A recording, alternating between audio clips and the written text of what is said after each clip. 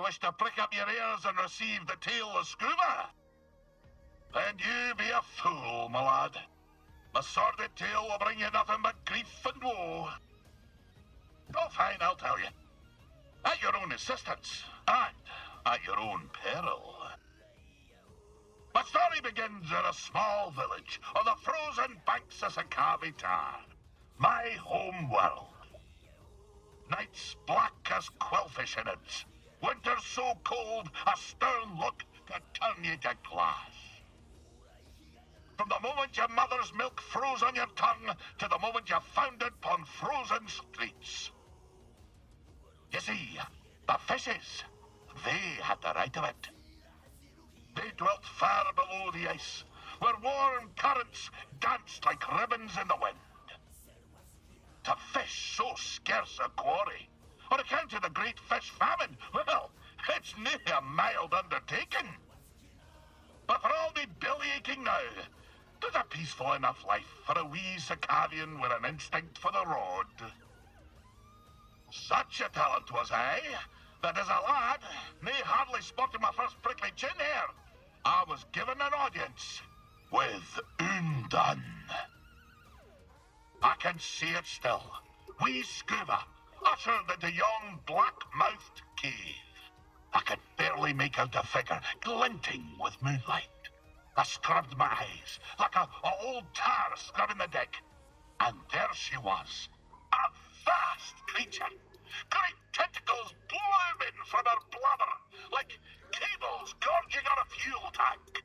One of the tentacles twitched into the air, just over my head, and then, blam! Right on my noggin, so I'm told. I staggered out the cave like a lover first acquainted with the deck.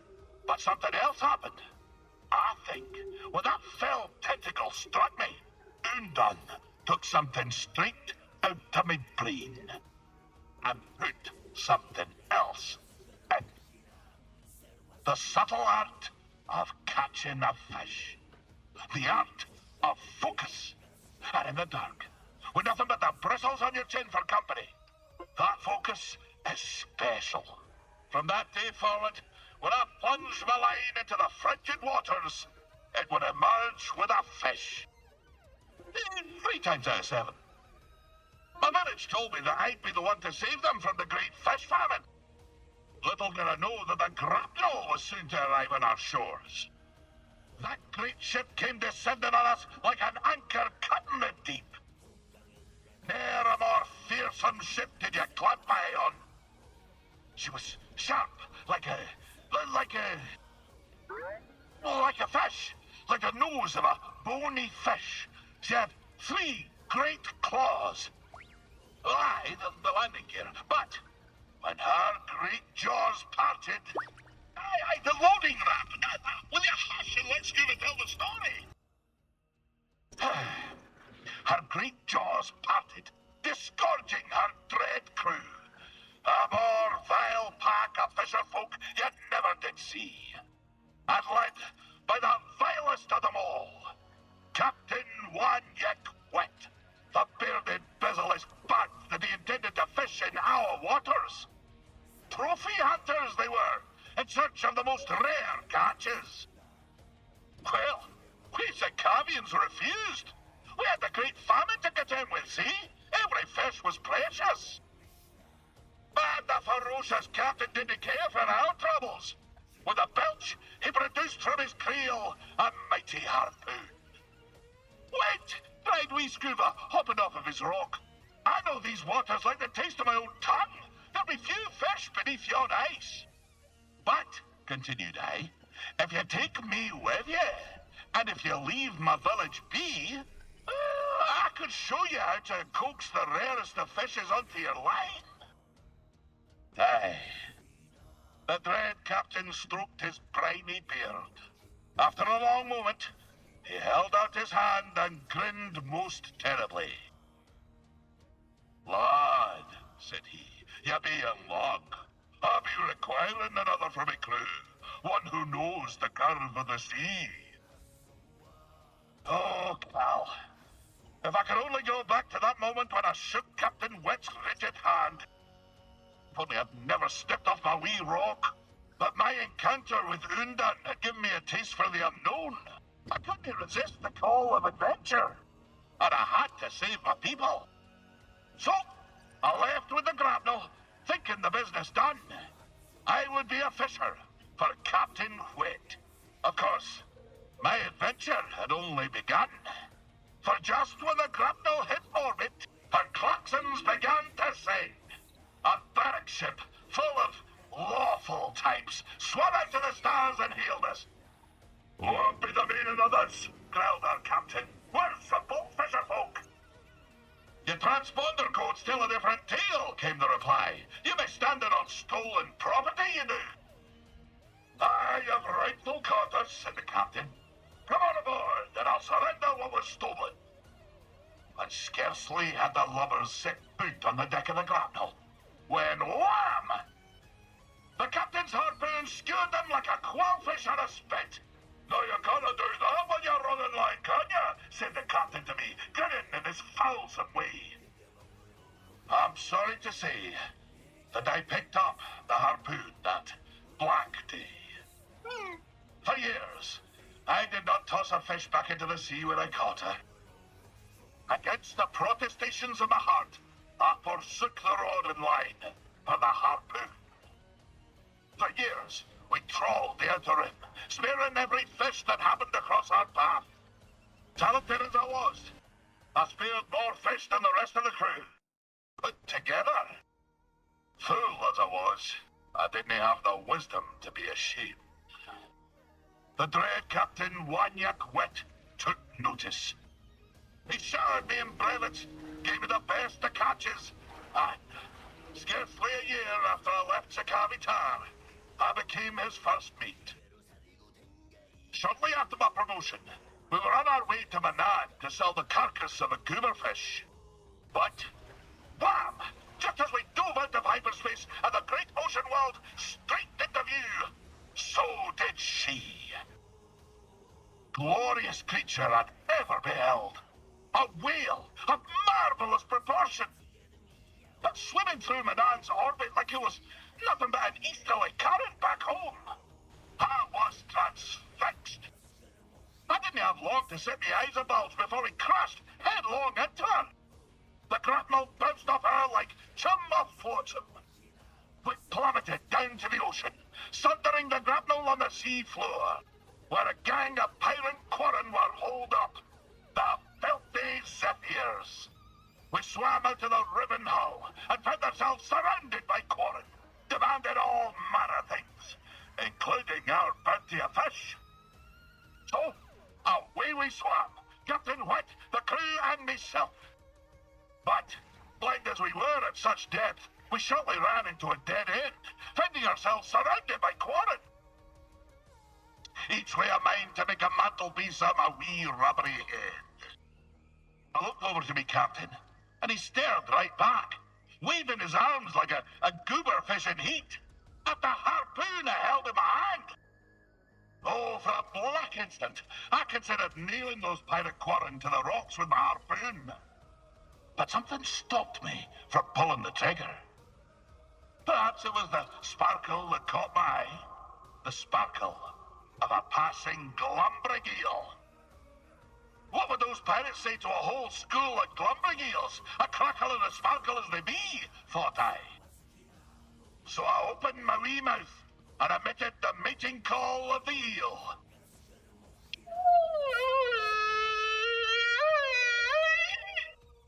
But I forgot to turn on me comm. Please Skoova alone heard the cry. But that demented expression put such a fright on the quarren that it dropped the blasters. By the time they'd come to the senses, we were swimming away as fast as our flippers could carry us. It was only later, as we fled aboard the Zephyr's schooner, that I realized how close the real danger was. The monstrous Captain Wet, his crew and myself fled aboard the pirate schooner of the filthy Zephyrs. Well, fast as the morning thaw, I could tell something was off. Wanyak, he wouldn't look me in the eye. Oh, what a dreadful stench was a brewing his rotten beard. An augur of fate most ill. Wanyak took the landing claws away, we flew to deep space, putting a few lifetimes between us and those pirates. We found ourselves afield of the Parlimean trade route. As soon as the captain took his hand off the yoke, he put it on his harpoon and gave me a look like a half-starved tuka-cat iron sprat. "Skoova," snarled the vile captain, "you've got as soft as an oyster's navel. If I couldn't trust you to spare a quarren with a blaster in your mouth, how could I trust you to skewer the great goober fish?" My hesitance to pull the trigger had me undone. In spite of the most rabid pleas, the captain jettisoned wee Skoova in an escape pod. The last thing I saw was his dread smile, crooked like a bayman's backbone. And so, my time aboard the grapnel met a briny end. Sitting alone in a pod, in deep space, with nothing but a tank of old cod and gash. Aye, lad, there I sat, tummy a rumble, gazing out at the void, my somber reflection staring back from the porthole. Was it hours? Years? Neither would faze me. But I do recall this. After a term most interminable, there she was, like a bowsprit cutting through a crest. The great space whale, still sporting the grapnel's imprint on her side, emerged from a parted void. Aye, even now it brings the salt to my eyes. Her great blubbery undulations tossed me pod through the stars like a goose-winged skiff. The stars swirled about like 100,000 fishes until suddenly I saw a planet below. There my pod crashed, and there I was rescued by kindly locals. I had been saved by this marvelous creature from the depth of space. I tried searching for her. Alas, to no avail. She eluded me for years before I packed my satchel and headed home for Skoova Stev. Most didn't believe what I'd seen. They say she was naught but the terminal spasm of a starving salt's brain. But I know what I saw, lad. I know what I saw. Of course, when I returned home, things were not as I remembered them. After years of searching for the great whale, I returned home to the frozen shores of Skoova Stev, where my tale began. And this world on which I was weaned and warmed seemed but a moon to me careworn eyes, so small. I foot-slogged my way back to Undun's cave, but I found it empty, and somehow colder than I remembered. You know, lad, sometimes the truth brings peace, and sometimes it brings sadness. The fish is nae always what you thought it'd be when it bit the line. I dragged myself out of that cave and back to my village. And what I discovered next sent a spar through me thrice-pickled belly. All me kith and kin, all been burned, ravaged by famine and cold. For none other than Captain Wanyik Wet had been fishing in their waters, clearing what few fish remained and taking them off world. And so it was that I found myself once again in search of the dread captain and his crew. Not just for my own justice, but to liberate my very home. Aye, our story nears its end. I discovered that Captain Whet was plundering my very home seas for exotic fish, and in the process, starving the old tars who raised me from a wee yoke. I spent many months in search of them.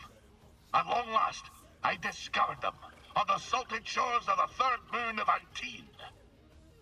I hied to Antine and tracked me foe to the Caracas Trench, a fissure sliced clean through the moon's heart.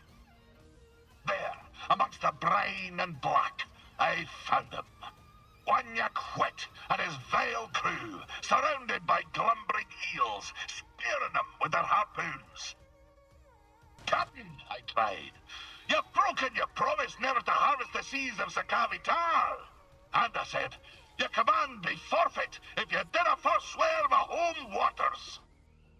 "Oh, I'll scarce forget the snarl he issued as he turned to me, slow as a frozen reef, regarding me after years of thinking me dead. "This," he growled, "is why you dinna toss the fish back into the sea." Before I could shake my flippers, the barb of his harpoon spun through the deep, and its hook pierced me in the chest. My juices filled the water, and as my vision grew dark, I espied Wanyek, smiling sharp as a fang.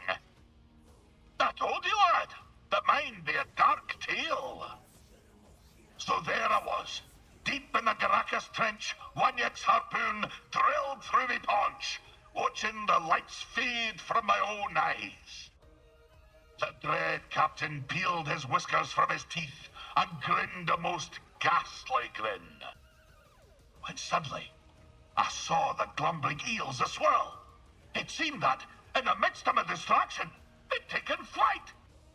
It dawned on me. I recalled to me mind the great meeting call of the eels, my last hope. So, rousing my final gasp of air, I sounded their shrill cry.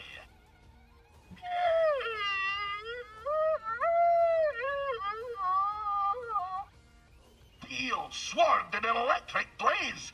The dread crew scattered, and Wanyek, that damned Wanyek, that dread captain, was cooked like an evening quillfish. As the eels smote him into the deep, I felt consciousness run out of my ears. Darkness fell upon me. When I awoke from my last duel with Wanyek, it was on the deck of a fishing schooner. It seemed my speared carcass had bobbed to the surface and been caught by a local fisher. Perhaps more importantly, the ordeal awoke me to the truth. I had no desire to spear fish, nor fisher. I had no desire to cross harpoons with dread captains, or to skewer the deadliest fish. In the hurly-burly of it all, I lost sight of myself. The fisherwoman who caught me, she knew of a nearby world with a great multitude of fishes. Kobo. So to Kobo did I go. And since, I've realized why I like to fish. Because I like fish, Cal. I like shiny fish. I like big fish and small fish. I like fish with eyes splayed wide and fish with eyes pointed straight. I even like fish with no eyes at all. And I like seeing the face on lovers like you when they realize just how many kinds of fish there are in this galaxy. Well, that be my tale, Cal. Perhaps it was no as gloomy as I kent. Aye, lad. Go ahead and ponder. But don't ponder your years down the river. There's always another fish.